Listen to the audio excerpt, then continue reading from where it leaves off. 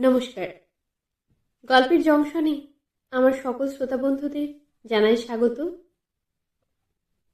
গল্পের জংশনের আজকের নিবেদন রবীন্দ্রনাথ ঠাকুরের লেখা একটি ছোট গল্প, আব্দুল মাঝি।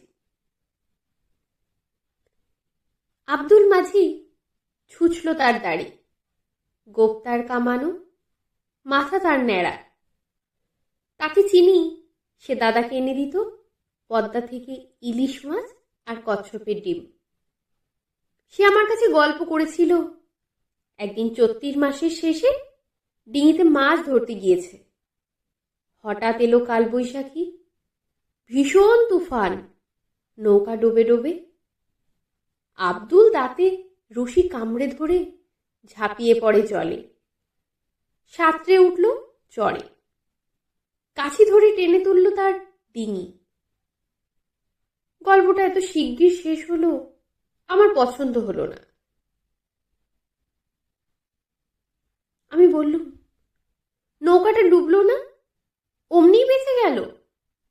এই তো গপ্পই নয়। বারবার বলতে লাগলো, তারপর?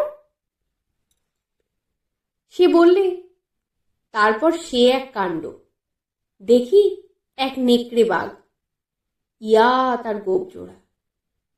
ঝড়ের সময় সে উঠেছিল ওপারে গঞ্জের ঘাটের পাকুড় গাছে। দমকা হাওয়া যেমনি লাগলো, গাছ ভেঙে পড়ল পদ্মায়। বাঘ ভেসে যায় জলের তোড়ে। খাবি খেতে খেতে উঠল এসে চড়ে। তাকে দেখি আমার রশিতে লাগালুম ফাঁস। জানোয়ারটা এত বড় চোখ পাকিয়ে দাঁড়ালো আমার সামনে। সাঁতার কেটে তার জমে উঠেছে খিদে। আমাকে দেখে তার লাল টকটকে জিভ দিয়ে নাল ঝরতে লাগলো।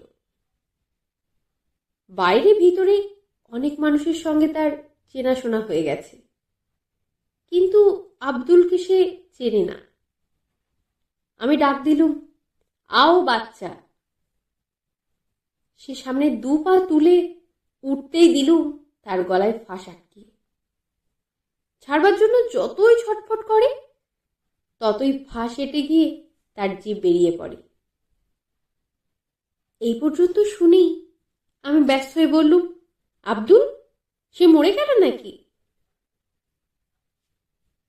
আব্দুল বললে, মরবে তার বাপের সাধ্যি কি? নদীতে বান এসেছে, বাহাদুরগঞ্জে ফিরতে হবে তো। ডিঙির সঙ্গে জুড়ে বাঘের বাচ্চাকে দিয়ে গুণ টানিয়ে নিলেম অন্তত 20 কোষ রাস্তা। গোগো করতে থাকে, পেটে দি দাড়ির খোঁচা। 10-15 ঘন্টার রাস্তা 1.5 ঘন্টায় পৌঁছিয়ে দিল। তারপরেকার কথা আর জিজ্ঞেস করো না বাপু, জবাব মিলবে না। আমি বললুম, আচ্ছা বেশ, বাঘ তো হলো, এবার কুমির? আব্দুল বললে, জলের উপর তার নাকের ডগা দেখেছি অনেকবার। নদীর ঢালু ডাঙায় লম্বা হয়ে শুয়ে সে যখন রোদ পোহায়, মনে হয় ভারী বিচ্ছিরি হাসি হাসছে। বন্দুক থাকলে মোকাবিলা করা যেত।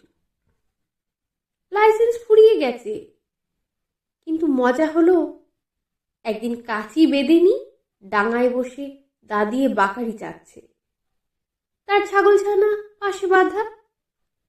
কখন নদীর থেকে কুমিরটা পাঠার ঠ্যাং ধরে জলে টেনে নিয়ে চলল।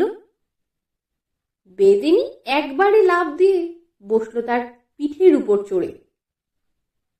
দাদিয়ে ওই দানো গিরগিটির গলায় পোচের উপর পোচ লাগাল। ছাগলছানা ছিঁড়ে জন্তুটা ডুবে পড়ল জলে। আমি ব্যস্ত হয়ে বললুম, তারপরে? আব্দুল বললে, তারপরেকার খবর তুলিয়ে গেছে জলের তলায়, তুলে আনতে দেরি হবে। আসছেবার যখন দেখা হবে, চর পাঠিয়ে খোঁজ নিয়ে আসব। নমস্কার।